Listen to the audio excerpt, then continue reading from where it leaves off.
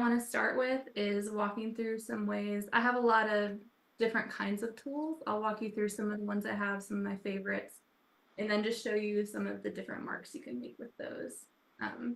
So I'm just going to unwrap this slab of clay I made earlier, and what I'm going to use it for, let's see, it's probably about almost half an inch thick, actually. Maybe a third of an inch thick or a little thicker, just so that I can really, really dig deep and practice my carving strokes, and I won't be afraid to cut through. And you can create something like this just with a slab of clay. I'd recommend that you do this for yourself if you really want to get comfortable with carving and practice new techniques. Go ahead and get yourself a slab of clay so you're not worried about hurting your beautiful pot that you just threw. So right here, I was just practicing with all my different tools that can make these type of leaf type carving marks. And I'm going to kind of walk through something like that on this slab right here and just tell you about these tools. So let me get these over here. All right, so the very first tool I ever started carving with is this Dolan S50. And so this is one of those tools where it makes a lot of nice triangle marks. It's probably a little, so that's one you can do there. And this is my very first tool. It's lasted me a really long time. I love the Dolan tools because they're very durable. And when I use them, I always hold them very, very close to the head. All right.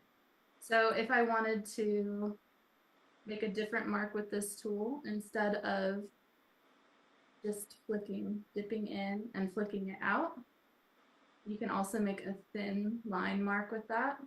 The reason I want to share these tools with you before I jump into my diamond core ones, which is kind of what I've been promoting a lot because I use them almost all the time, is that you might not have those. So just want to share with you ways to use the tools you do have.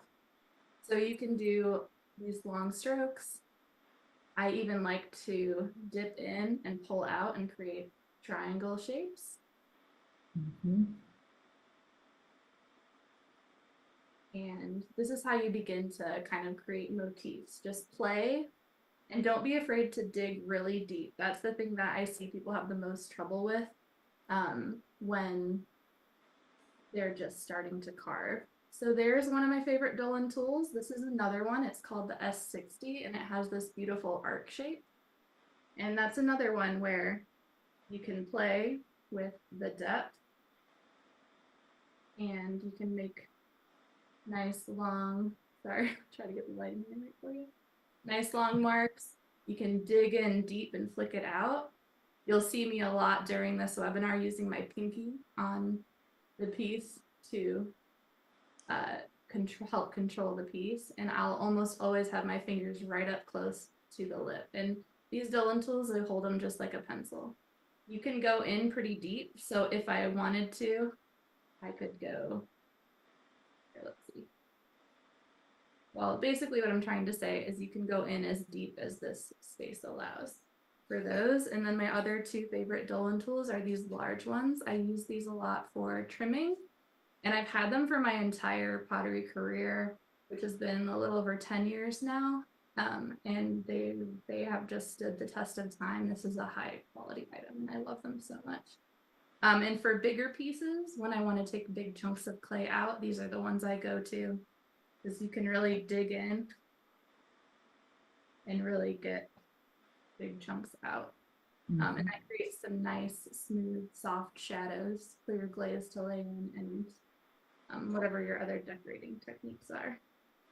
And you can also just dig right in, and I always hold them up close to the front. So this is a great way to play with the techniques you're going to see today. Just get yourself a slab, no pressure, just play. It's an abstract painting. If you discover something you really like in your slab that you create, you can grab a knife, cut that little section out, or maybe you can even just fire this whole slab and use it sort of like an index card of your carving techniques.